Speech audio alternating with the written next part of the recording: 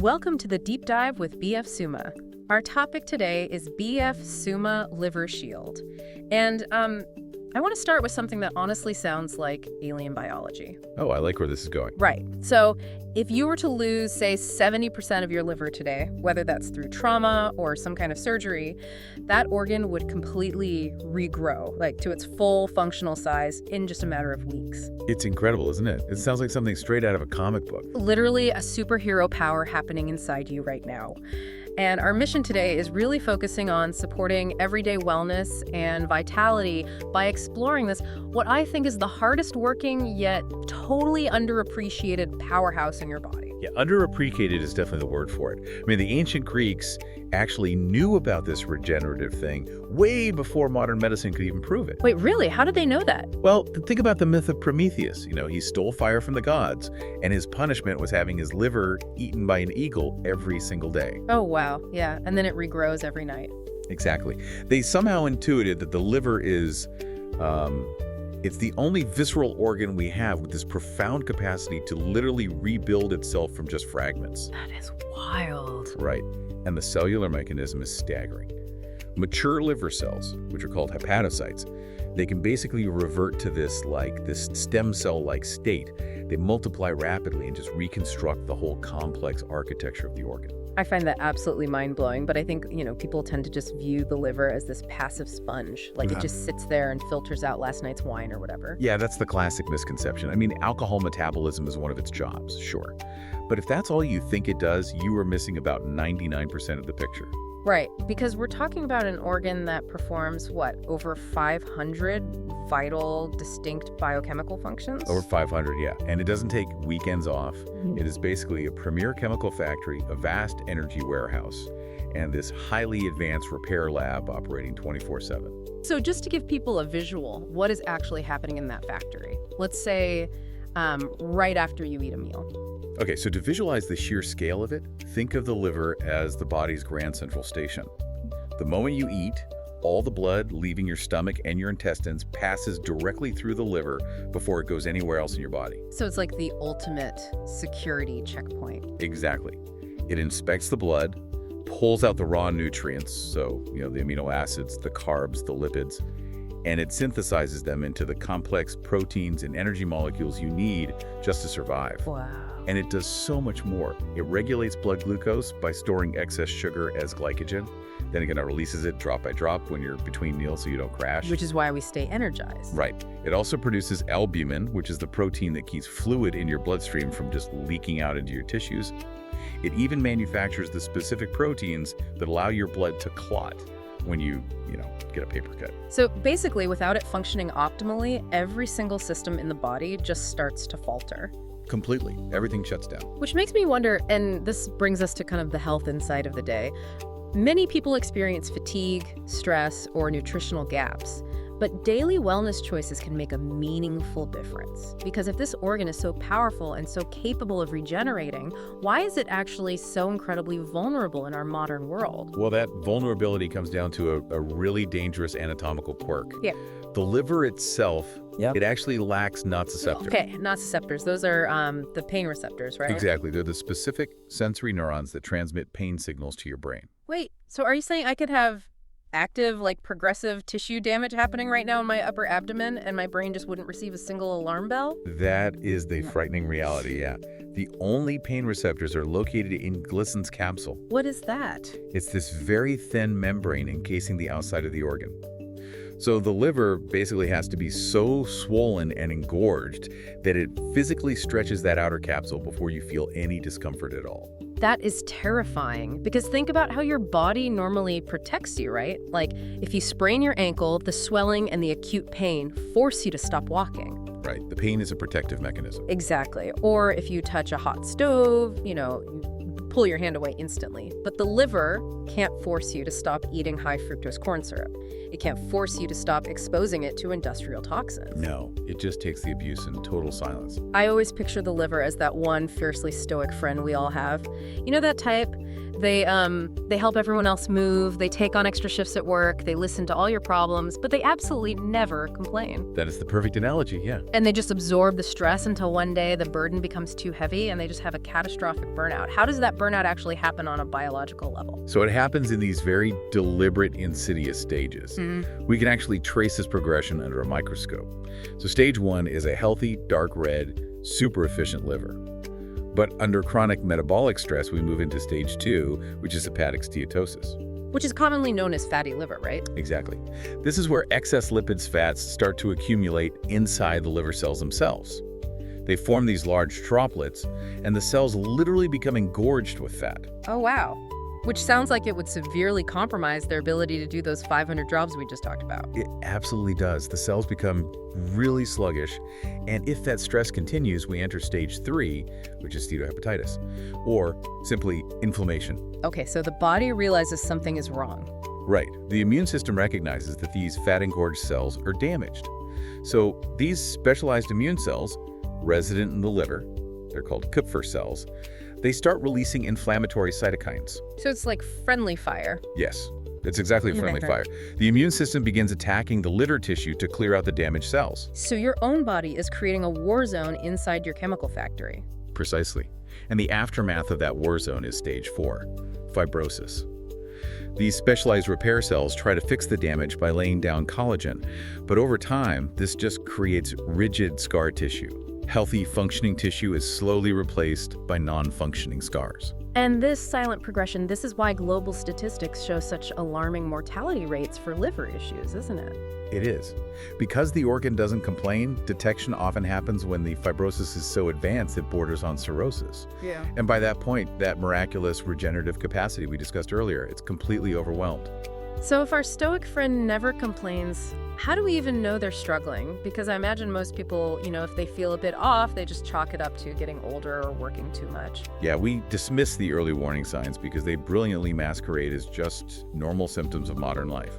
One of the most prominent clues is this constant, unexplainable fatigue. Like just being tired all the time. But not just, feeling tired after running a marathon. I'm talking about a deep, systemic lethargy that even 8 hours of sleep doesn't seem to touch. And this happens because a stressed liver cannot efficiently convert glucose into the immediate energy your body is demanding. Interesting. And I've also read a lot about sleep disruptions being tied to this. Specifically, people waking up consistently between 1 a.m. and 3 a.m. Oh, that is such a fascinating intersection of ancient observation and modern chronobiology. How so? Well, traditional Chinese medicine mapped out organ meridians centuries ago, and they noted that 1 a.m. to 3 a.m. is the liver's peak energetic time. Now, modern science looks at this through the lens of circadian rhythms and metabolic load. Okay, break that down for me. During deep sleep, your core body temperature naturally drops, and the liver shifts its focus from daytime digestion to nighttime cellular repair and detoxification. Right. But if your liver is overburdened, maybe by a late-night heavy meal or just a huge backlog of metabolic waste, it has to work incredibly hard during that window. This massive spike in metabolic activity can actually raise your core body temperature and increase cortisol release. And that physically wakes you up. Exactly. So your 2 a.m. insomnia might not be anxiety. It might literally be your liver working the night shift and generating way too much heat and stress hormone. That is mind-blowing. What are some of the other subtle clues we should look out for? Well, you might notice feeling uncomfortably heavy or bloated, specifically after eating oily or heavy foods. Because the liver isn't breaking the fats down. Right. If the liver isn't producing adequate high-quality bile, your small intestine cannot emulsify and break down those fats, leading to real gastrointestinal distress. You might also see a dull, kind of sallow skin tone or get frequent breakouts. Because the primary filter is backed up, so it goes to the skin. Spot on. The body tries to push metabolic waste out through the secondary elimination organ, your skin. And another huge one, you might notice a sudden, distinct drop in your alcohol tolerance. Like feeling really unwell after a single glass of wine when you used to easily handle 2. We really need to broaden the context of that stress, though, because I think the immediate defensive thought most people have is, well, I barely drink alcohol, so my liver must be in perfect shape. Oh, definitely. Alcohol is undeniably a major factor because the liver has to convert ethanol into this highly toxic intermediary called acetaldehyde before it can be safely eliminated. But honestly, alcohol is just one drop in the modern bucket. Right, because modern life itself is just a constant low-grade assault on this organ. Exactly. Let's look at the standard Western diet. When you consume excess dietary fructose, which is in massive quantities in high fructose corn syrup, sweetened drinks, and processed foods, it doesn't trigger a normal insulin response. So what does it do? It bypasses the body's normal energy regulatory enzymes entirely and goes straight to the liver. There, it is almost entirely converted into fat through a process called de novo lipogenesis. So that innocent-looking flavored iced coffee or, the hidden sugars in your salad dressing, they are directly driving that fatty liver stage we talked about, without you ever touching a drop of alcohol. Precisely. Then you factor in the modern epidemic of sleep deprivation. If you are consistently staying up late scrolling on your phone, you are physically interrupting the profound physiological repair phase that only happens during slow-wave deep sleep. And then there's medication, right? Oh, absolutely. Add the burden of long-term medication use. Whether it's over-the-counter painkillers or prescription drugs, your liver is responsible for metabolizing almost every single pharmaceutical compound you ingest. And finally, environmental toxins. Like pollution and stuff. Yeah, the particulate matter in urban air pollution, the microplastics in our water, the pesticides on our produce, it all ends up at that Grand Central Station. Wow. Okay, so moving into the wellness science aspect of this. We know many people experience this fatigue and stress, but we also know daily wellness choices can really make a meaningful difference. And this brings me to a concept I really want to challenge you on. Okay, let's hear it. The idea of detox.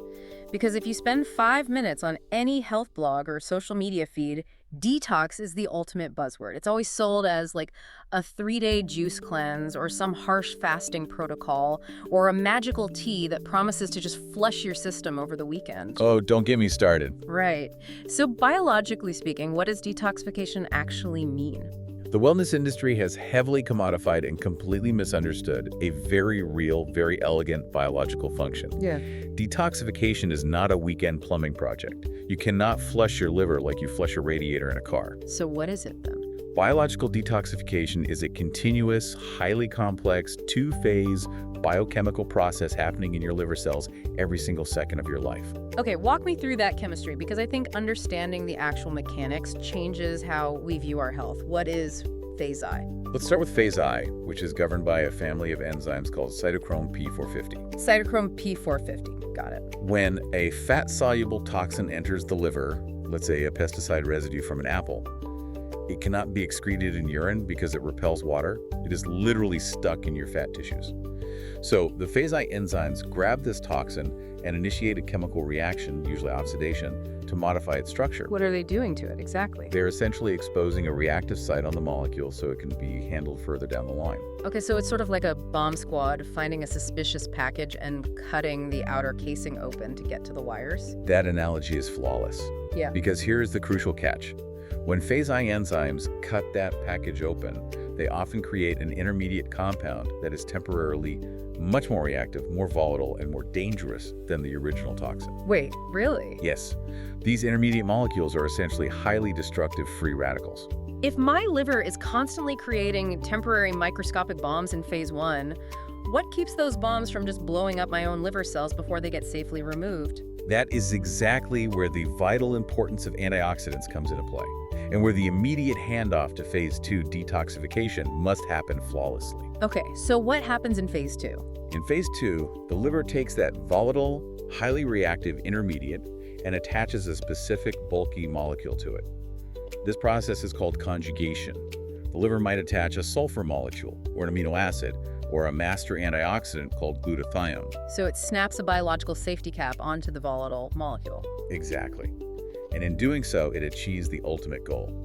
It transforms that toxin from being fat-soluble into being water-soluble. And once it's water-soluble, it can finally leave the body. Right. It can be transported to the kidneys and excreted safely in your urine, or sent into the bile and eliminated in your stool. Therefore, supporting your liver isn't about buying a product that claims to flush you out. It's about feeding the system. Yes, it is about providing the precise nutritional building blocks and botanical compounds your body needs to fuel phase I, phase II efficiently and safely. Which perfectly brings us to this formulation. Looking through our notes on the BF SUMA Liver Shield, what strikes me isn't just the botanical ingredient list, but how deliberately it maps onto that exact two-phase detox process we just discussed. This formulation is designed to nourish the body and support natural balance and energy. It really is. It's an incredibly targeted approach to botanical support. Let's break down the science of this specific botanical defense system. Where do we start? The anchor ingredient is milk thistle extract, dosed at 180 milligrams. Milk thistle, or Psyllium marianum, is arguably the most extensively documented botanical in hepatology. Its therapeutic power comes from a complex of flavonolignans, collectively known as silymarin. Silymarin. I read the clinical literature on silymarin, and it's fascinating how it physically protects the cells. Like, it doesn't just stimulate the liver, it actually alters the outer membrane of the hepatocyte. It does. Silymarin binds to the exterior of the liver cell membrane, structurally reinforcing it and making it vastly more difficult for toxic substances to even penetrate the cell in the first place. Almost like a biological shield. Exactly. But its secondary function is just as critical. It acts as a profound cellular antioxidant. Let's upgrade how we think about antioxidants because people often use vague terms. Let's look at it mechanically. If the oxidative stress from those phase I volatile bombs we talked about, or from eating fried foods and breathing pollution, is acting like microscopic rust that is actively degrading the machinery of your liver's chemical factory. Then the silymarin is your specialized anti-corrosive coating. Yes, it sacrifices itself, taking the hit from the oxidative stress so the delicate cellular machinery underneath remains completely intact. Exactly. And furthermore, the literature shows silymarin actively stimulates a cellular enzyme called RNA polymerase I. What does that do? It accelerates the synthesis of new proteins, which directly supports that miraculous regenerative ability we discussed at the very beginning of the deep dive. That is so cool. Okay, moving down the formula, we find artichoke concentrated powder at 100 milligrams. Now, you might enjoy artichoke hearts on a pizza, but the concentrated extract of the leaves provides a powerful compound called sunarin. Right. And in the context of liver health and digestion, artichoke is a potent choleretic. Meaning it stimulates the production of bile. It stimulates both the production and the efficient flow of bile. Remember earlier when we diagnosed that heavy, lethargic food coma you get after a greasy meal? Oh yeah, the bloating. That occurs because dietary fats are hydrophobic. They clump together in the watery environment of your digestive tract. Bile acts exactly like dish soap on a greasy pan. Oh, I love that analogy. It emulsifies the fats. It breaks them down into tiny microscopic droplets called micelles, so your digestive enzymes can actually process them.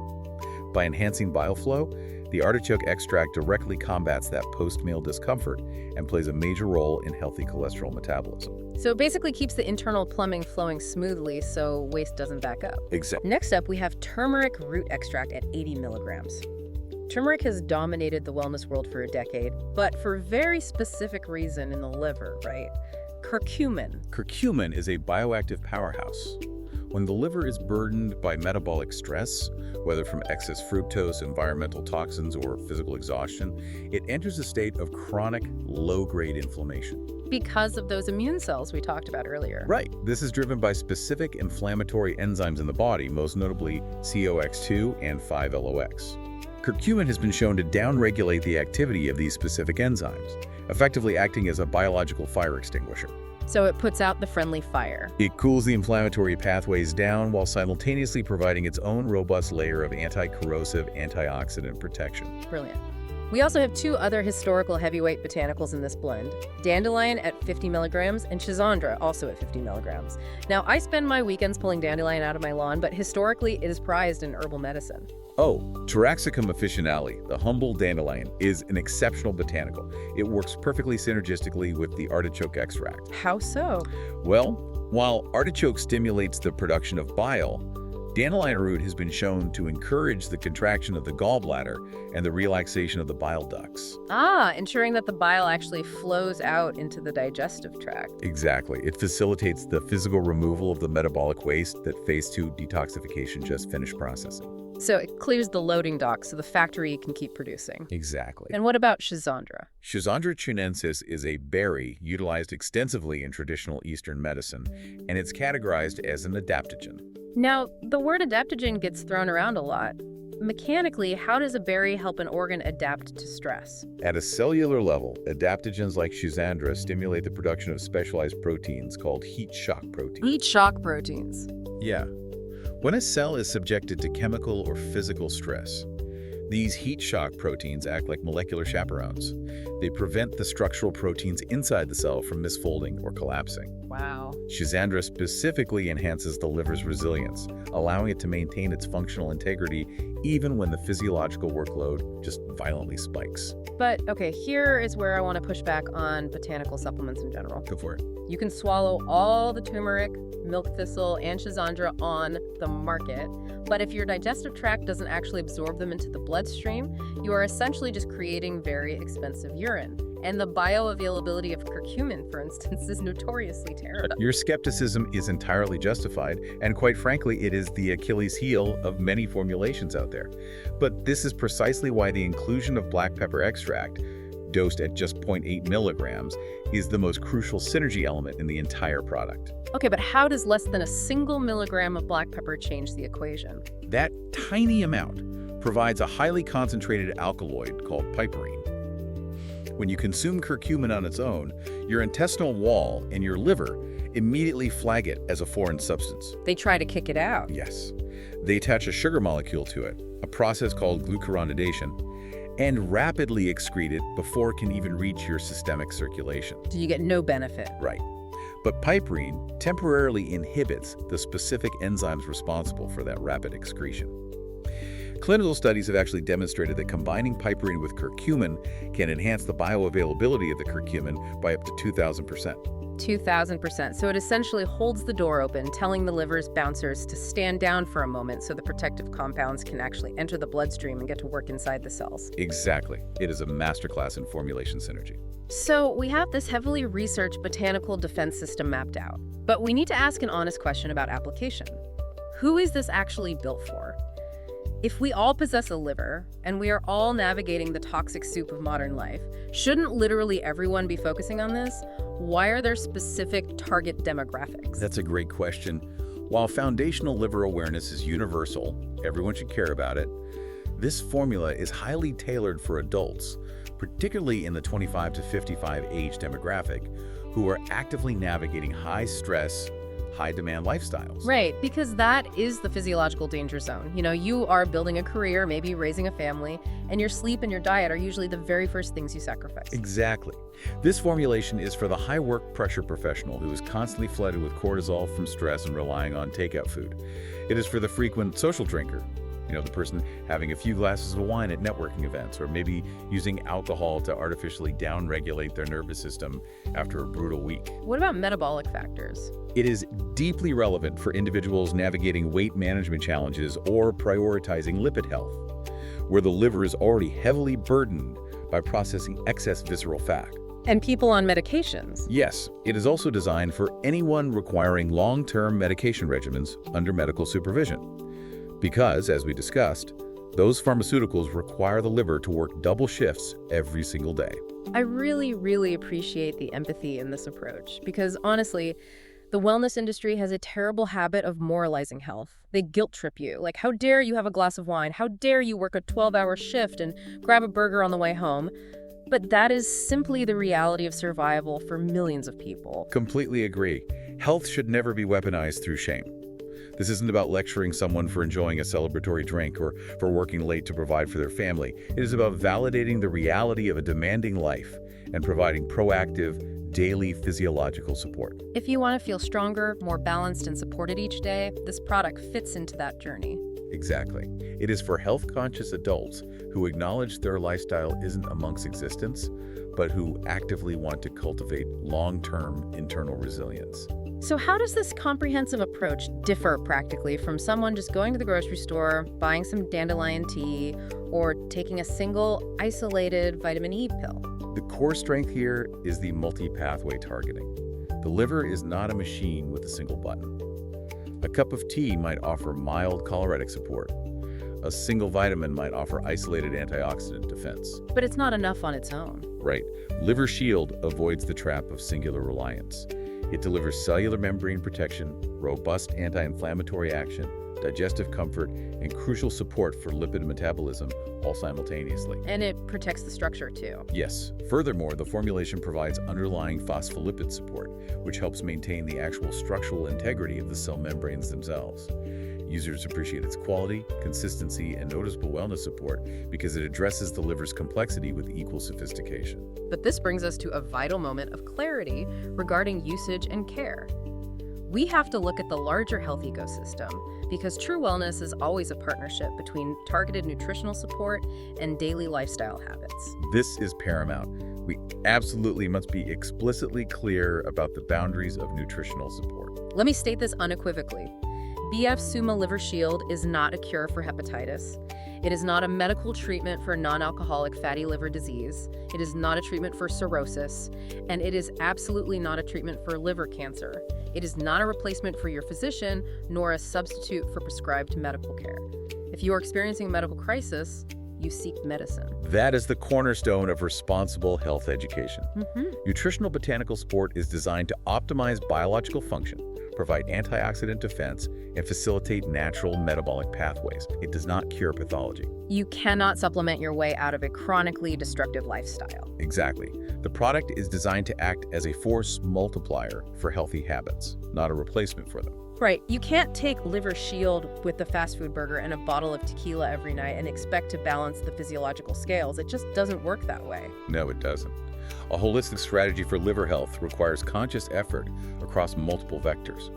It requires a dietary shift toward whole foods, emphasizing soluble fiber, which actively binds to excess cholesterol and bile in the gut, ensuring it is excreted rather than reabsorbed by the liver. And managing alcohol, obviously. Yes, managing alcohol consumption strictly within sensible, moderate limits. We have to circle back to sleep architecture as well. If you are consistently staring at screens until 2 a.m., you are actively robbing your liver of the slow wave sleep it absolutely requires to clear cellular debris. Sleep is non-negotiable for hepatic regeneration.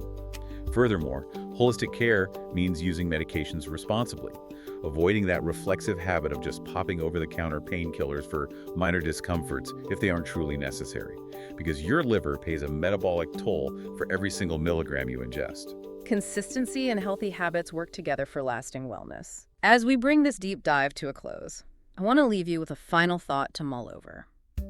We began this journey by marveling at the fact that your liver is the only visceral organ capable of entirely regenerating itself. It's incredible. Every single second, it is working in the dark without complaint, trying to heal, trying to rebuild, and trying to keep you energized and resilient. It truly is the ultimate biological ally. So, considering the monumental effort it puts forth on your behalf every day, what is one small choice you can make tonight to give your liver the break it desperately needs to rebuild? Could you choose to power down your devices and go to bed just 1 hour earlier? That makes a huge difference. Could you skip that late-night sugary snack that forces your liver to abandon its repair cycle and work overtime processing lipids while you sleep? It really only takes one small adjustment to dramatically support the hardest worker in your body. Your health is your power, and small choices today create a brighter tomorrow. Your wellness journey starts with one small step today. Together, we can make a brighter life, better future.